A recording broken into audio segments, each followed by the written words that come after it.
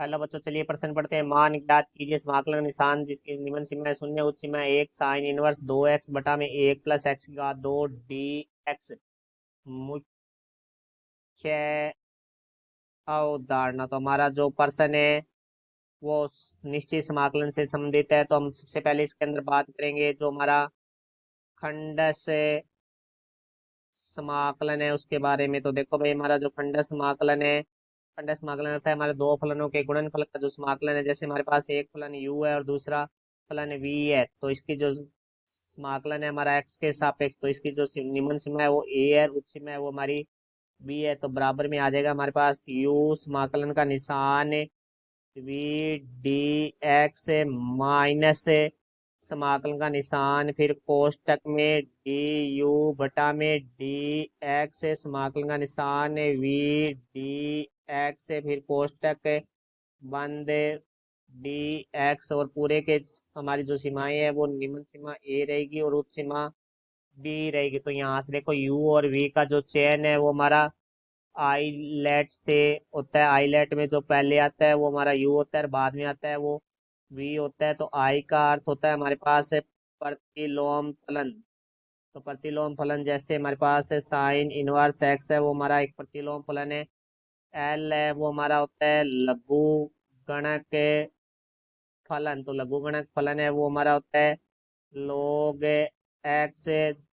और एक अर्थ होता है हमारा बीज गणितीय फलन। तो बीज गणितीय फलन है वो हमारे जैसे एक्स है कोमा वाई है, ये हमारे बीज गणितीय फलन होते हैं। उसके बाद हमारा टी का जो अर्थ होता है वो होता है हमारा त्रिकोणमिति फलन। तो त्रिकोणमिति फलन है वो हमारे जैसे साइन एक्स है वो हमारा एक त्रिकोणमिति फलन है।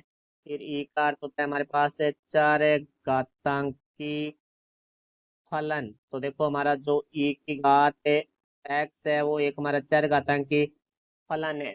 तो अब देखो हमारे प्रश्न के बारे में बात करते हैं। तो प्रश्न में जो फलन दिया गया है उसको हम आई से लिखेंगे। आई बराबर हमारे पास समाकलन का निशान जिसकी सीमाएं हैं वो हमारे पास 0 से 1 अर्थात निम्न सीमा 0 है और उच्च सीमा हमारी 1 है। साइन इनवर्स से 2x बटा में 1 प्लस एक्स की घात 2 डी एक्स।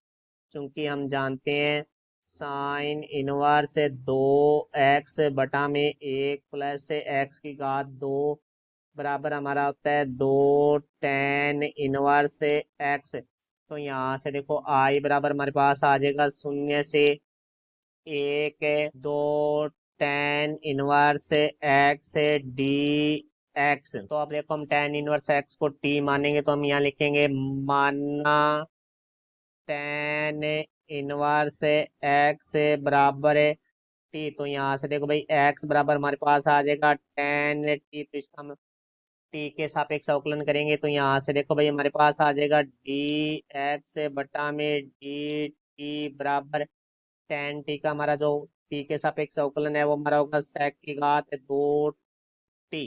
तो यहाँ से डी टी भाग में है, बराबर से दूसरी तरफ आएगा तो गुणा में हो जाएगा। तो यहाँ से देखो भाई डी एक्स बराबर हमारे पास आ जाएगा सेक की घात 2 टी डी टी।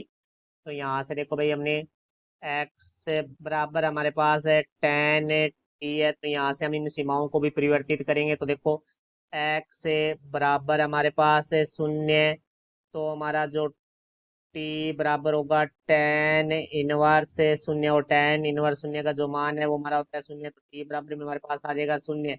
और यदि एक्स बराबर हमारे पास दूसरी सीमा है वो हमारे पास है 1 है, तो टी बराबर है टेन इनवर्स से 1। तो टेन इनवर्स 1 का जो मान है वो हमारा होता है पाई/4। तो टी बराबर हमारे पास आ जाएगा पाई/4। तो इसकी सीमाएं हैं वो हमारी 0 से पाई/4 हो जाएगी। तो यहाँ से देखो आई बराबर हमारे पास है आ जाएगा 0 से पाई/4। दो एच अर्थ है जो बाहर आ जाएगा हमारे पास। फिर हमारे पास टेन इनवर्स एक्स है, तो टेन इनवर्स एक्स को हमने टी मान लिया। फिर डीएक्स का डीएक्स की जगह हमारे पास आ जाएगा सेक की घात 2 टी डी टी।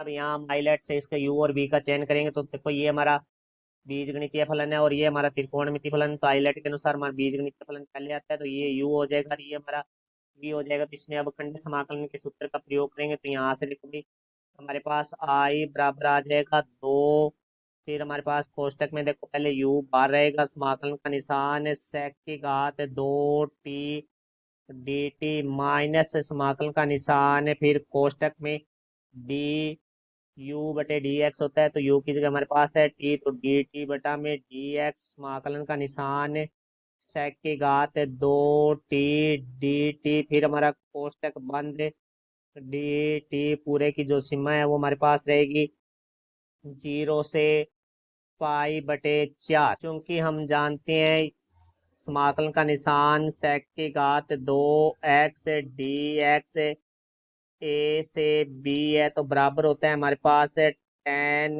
x की जो सीमाएं है वो हमारे पास होगी ए से बी। तो यहाँ से देखो भाई आई बराबर हमारे पास आ जाएगा, दो तो बाहर आ जाएगा, फिर हमारे पास है यहाँ है टी का, तो टी आ जाएगा, सेक टी का जो समाकलन है वो हमारे पास हो जाएगा tan टी माइनस समाकलन निशान टी का टी के सापेक्ष जो अवकलन है वो एक हो जाएगा, सेक टी का 2t का टी के सापेक्ष जो समाकलन है वो हमारा हो जाएगा tan टी, फिर डी टी, फिर हमारे पास जो सीमाएं है वो है 0 से पाई बटे 4। तो देखो चूंकि हम जानते हैं समाकलन का निशान जिसकी निम्न सीमा ए और उच्च सीमा बी हो, तो tan x डी एक्स बराबर हमारे पास होता है log मापांक sec x, जिसकी हमारे पास जो सीमाएं है वो होती है ए से बी।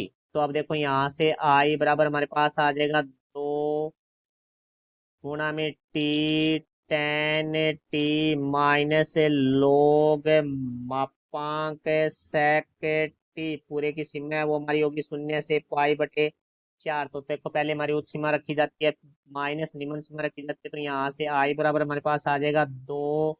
अब देखो टी की जगह हम पाई बटे 4 रखेंगे, तो पाई बटे 4 tan पाई बटे 4 माइनस लोग मापांक sec पाई बटे 4, फिर हमारा माइनस का चिन्ह आता है और फिर हमारी निम्न सीमा रखी जाती है, तो देखो टी की जगह हमारे पास 0 आ जाएगा, गुणा में tan 0 फिर माइनस लोग मापांक sec 0। तो अब देखो हम इसको आगे हल करेंगे तो हमारे पास आ जाएगा आई बराबर है 2 गुणा में, अब देखो हमारे पास है पाई बटे 4, tan पाई बटे 4 का मान होता है 1 माइनस log sec पाई बटे 4 का जो मान है वो हमारा होता है वर्गमूल 2। तो यहाँ log मापांक वर्गमूल 2, फिर माइनस से शून्य को किसी संख्या से गुणा करते हैं तो हमारा शून्य आता है, फिर हमारा माइनस और माइनस है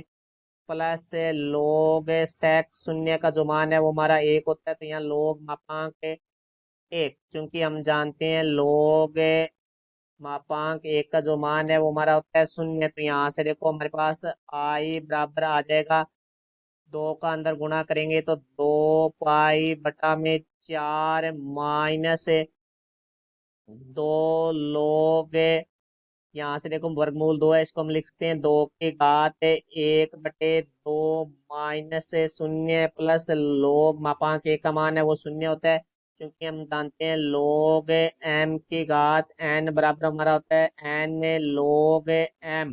तो यहाँ से देखो भाई आई बराबर हमारे पास आ जाएगा, 2 से काटेंगे 2 एकम 2, 2 दूनी 4, तो ये आ गया 1 बटे 2 गुणा पाई माइनस 2 गुणा घात आगे आ जाएगी, तो 1 बटे 2 लोग 2। तो यहाँ से 2 हमारा कट जाएगा, तो यहाँ से देखो भाई आई बराबर हमारे पास आ जाएगा पाई बटा में 2 माइनस लोग 2। तो ये हमारे प्रश्न का उत्तर हुआ, मैं आशा करता हूँ समझ आया होगा। धन्यवाद।